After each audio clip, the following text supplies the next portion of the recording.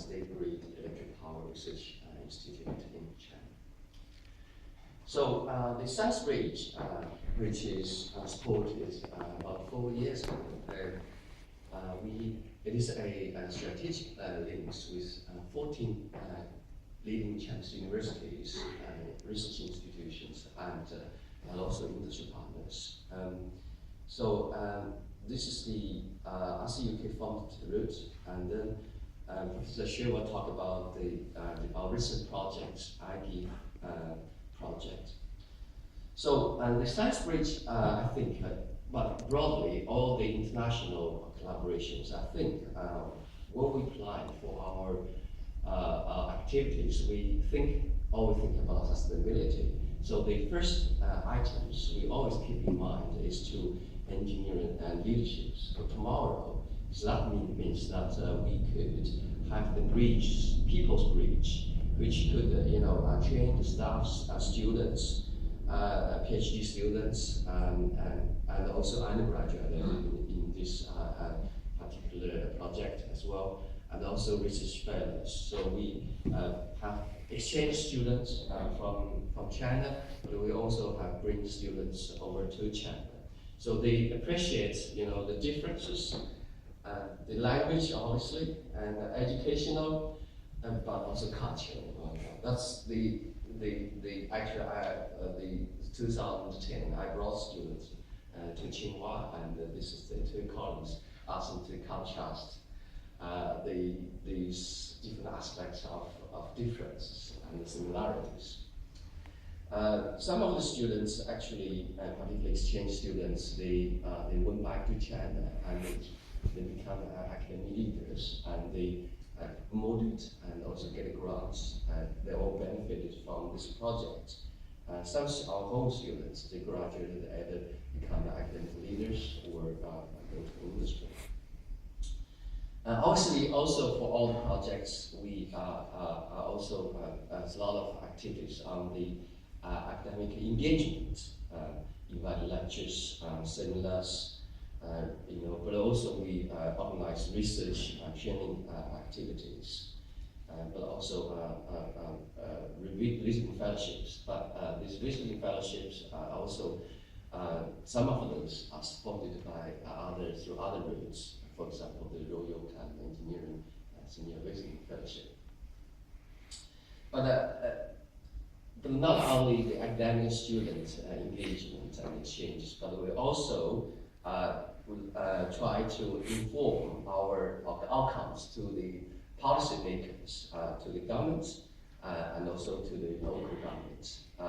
In particular, for example, the Vice Premier, Madam Liu Yandong, is the Queen's University, and she was briefed our ScienceBridge project, and was happily witnessed the signing of MOA between and the Chinese Scholarship Councils to send more students to Queen's every year. And obviously, also the Chinese ambassador in London also wrote an article commended our ScienceBridge. In terms of the research outcomes, we have organized a few international conferences, prestigious. Some of the conferences now, for example, the Sustainable Energy and the Environment now in this year, we're going to have the third time in Shanghai. But we also have other such, for example, in 2012, we also organized the ScienceBridge forums. We'll be able to get support from RC-UK, Alicia attended, and the representation but also from DTI, and also from SFC. And we published we have 14 partners, so we produced that time, we produced 40 good journal papers and also over 150 conference papers and a few best paper awards. Now, we always talk about sustainability. Obviously, I think, we think about what happens all the project lifespan, finished, the project is finished, what are we going to do contexts. But also, the science bridges talk about knowledge transfer. So we think that we build the joint laboratories between the universities, but also with industry partners. So the joint laboratory is used as a platform for staff, student exchange, for trainings, also for knowledge transfer.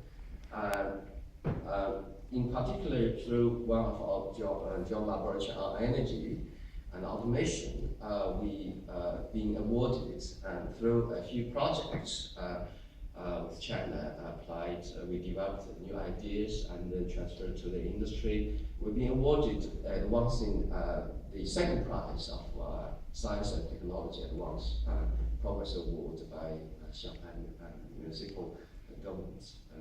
But we also, for example, our project was exhibited in Shanghai Expo 2010, which is actually was about 70 million visitors to the Shanghai Expo.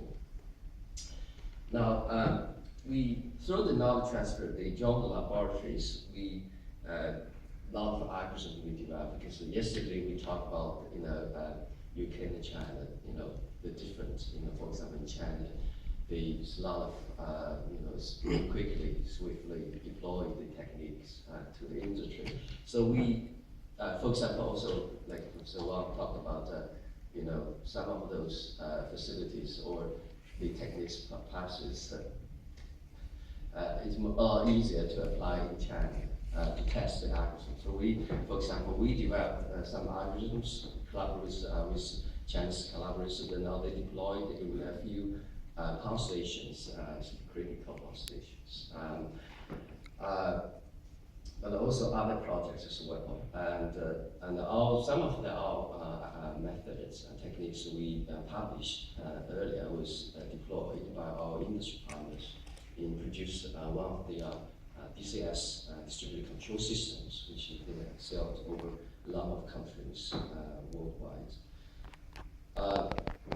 But also from Queen's, we've been through the project. We've been able to prototype a low-cost, non-intrusive, energy-efficient monitoring system, primarily for plastic industries. But we also trying to apply these techniques with box to other energy-intensive industries. This is also currently being supported by the proof of concept setups and Northern and European Social Development Funds. But the other projects, like for example, Queen's techniques being used for monitoring the health station in Bird Nest and Shanghai Bay. But the first top one we talked about, one of these inspections detection system actually being developed for the industry. So that's me about the science bridge, and I leave to Professor Xie talk about the IGIV project, the intelligent grid interface that we call EcoChampions, which is jointly supported by RCUP, EPRC, and NIHC. I leave to you, Professor Xie.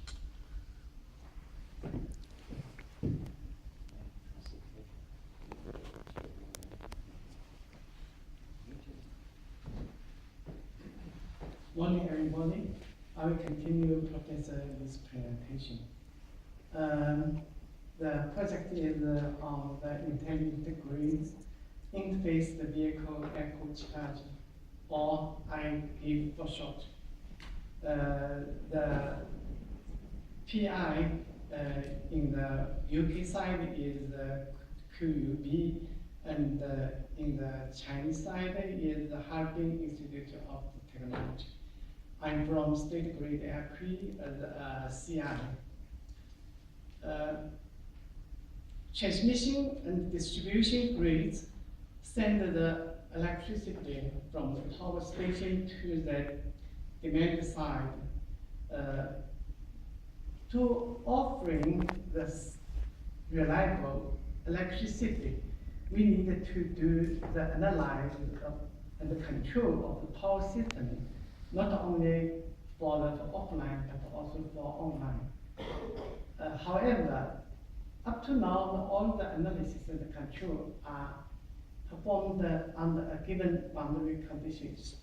So it's only dealing with the electricity flow, but without consider the impact of external world, such as the primary energy and the demand side modes. Such a blackout defense system has been developed by ST-APRI, and it's called Wide Area Monitoring, Analysis, Protecting, and Control Systems. It has been served for all 80% of provincial upgrades in China. There's 3 levels of them. The area in blue is performed as the warmth, and in green has the function of the dynamic early warning, and the yellow one is closed loop control. However, all these systems didn't consider seriously the impact of relevant network. In fact, we needed to study the multi-domain interactions in the risk management, especially for environment system and the utilization in this project. This is a task of IGIVE. So there are 6 tasks in this project. The framework of energy and the information flows, the power flow control-based battery model, and the bi-direction traction driver charge systems, and the EV charge friendly to the environment, and the optimal dispatch strategy, and the impact of EV actors. This is a framework of we're dealing with how to study the impact of the EVs to the power system and the environment. And it integrates all the mathematical model and the computer agents, as well as the human beings' behaviors. So not only for the willing to buy the EVs and how to use the EVs, and how to substitute some parts of the classical fuels, and how the EVs interact with the environment as well as the power systems. So there's the participants and the coming and the policy make, and this import will influence this EVs industry development. So finally, we want to see the mechanism of all parts, the rules, and how they interact with each other. The first step is we will want to modeling the human beings, how do they think about whether they want to buy EVs and how they will use the EVs. And then we need also to dealing with the traffic network interact with the distribution grid, and the interactivity among the physics, economics, and the participants. Let's say we have a mathematical model for the marketing, for power market, and for the power systems. But we also have a lot of different rules of the participants. Their actions and their behavior and their gambling will influence not only the power system but also the power market. So how to do this one? Because some human beings' behavior cannot be modified by the mathematical model. So the only way is we combine the hybrid simulation with the mathematical model and the participants' behavior, actions. Sorry. However, the number of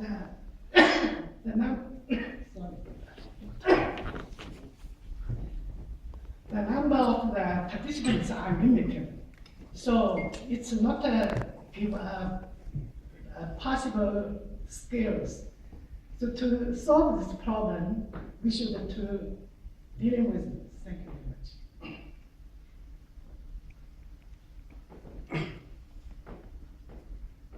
We should develop some market agents technology to represent the people's behavior. So we designed a smart agent on the EDC users' behaviors. The task of this is we should extract the knowledge from a limited number of questionnaires from agent modeling. And this is a framework for that. First part is modeling the agents. The second part is verifying the models. So how to get the reasonable correlation of the opinion of the questionnaire. And we compare, it's a little complicated algorithm. But anyway, we specified some particular EV type, and we go to the questionnaire as well as go to the market agents. The error is acceptable. And the EV is very significant for China. There are 25 China cities such as Beijing, Shanghai, etc. have launched demonstration projects of the 1,000 EVs. The strong and smart grid can promote the development of the renewable energy and the EVs, promote large-scale substitution of oil, and improve energy security. And the Shanghai Electrical Power Company is also a CI of this project, and they have done a lot of work, serious job to promote the application in Shanghai. And this is what they've done to develop the charging and sweeping service network in Shanghai metropolis. And this is a station in Chaoxi of the microgrid mode. And this is a picture of the Anting station. It's an integrated station for battery charging and the swapping and the storage of the energy. Okay, but this is just the beginning of this project. We are going on, and we have a lot of things to do. Thank you very much for your attention.